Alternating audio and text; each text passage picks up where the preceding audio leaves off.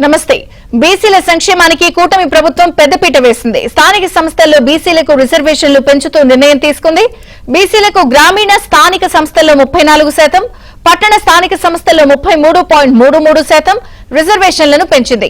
బీసీలకు అండగా ఉంటామని కూటమి ప్రభుత్వం మరోసారి రుజువు చేసిందని సీఎం చంద్రబాబు శాసనసభలో తెలిపారు. బీసీలకు న్యాయం చేయడం కోసం ఈ రోజు ఒక ప్రత్యేకమైన కేబినెట్ పెట్టుకొని చర్చించాం. ఇందులో అధ్యక్ష 3 ప్రధానమైన విషయాల్ని ఈరోజు నిర్ణయం చేశాం. చాలా ఉన్నాయి కానీ 3 ప్రధానంగా నిర్ణయాలు చేశాం. బీసీలకు గ్రామీణ స్థానిక సంస్థల్లో 34% రిజర్వేషన్లు చట్టంలో ఏముందో అది కల్పిస్తాం. అది మొదటి నిర్ణయం.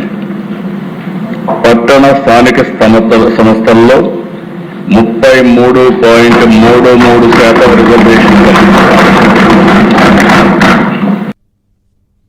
బీసీలకు న్యాయం చేయడం కోసం ఈ రోజు ఒక ప్రత్యేకమైన కేబినెట్ పెట్టుకొని చర్చించారు. ఇప్పుడు పదవుల కోసం రాజ్యాంగాన్ని మిస్యూజ్ చేశారు.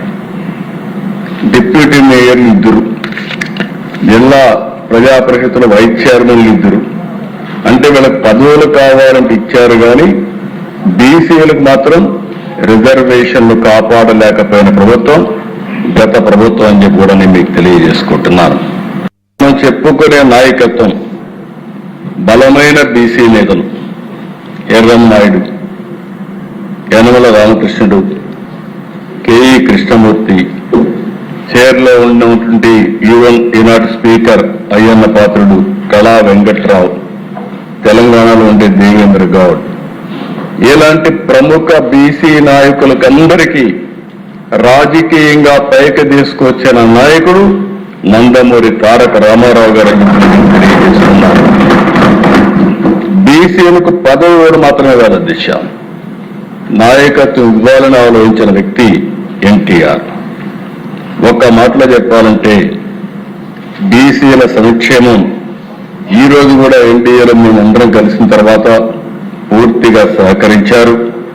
ఈ రోజు మీరు చూస్తే ఇది ఎప్పుడు కూడా ఒక అవినాభావ సంబంధంతో బీసీలు తెలుగుదేశం ముందుకు పోయే పరిస్థితి అని చెప్పి కూడా నేను మీకు తెలియజేస్తున్నా. సుప్రీంకోర్టు కూడా ఉంది, న్యాయస్థానాలు ఉన్నాయి. ఇక్కడ మనం అనౌన్స్ చేయగానే రేపు మార్నింగ్ మా ఉదయానికి ఆ పార్టీ రెడీగా ఉంటారు.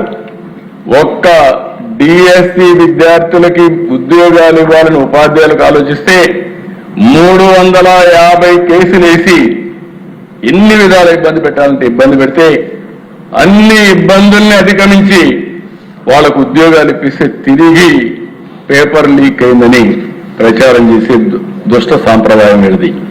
కాబట్టి రేపటి నుంచి నేను ఒకటే కోరుతున్నా, ఈ విషయంలో కానీ మళ్ళీ మీరు కోర్టుకు పోతే మాత్రం చరిత్రహీనులుగా మిగిలిపోవడమే కాకుండా రాష్ట్రంలో తిరిగి కోలుకోలేరని మరొకసారి హెచ్చరి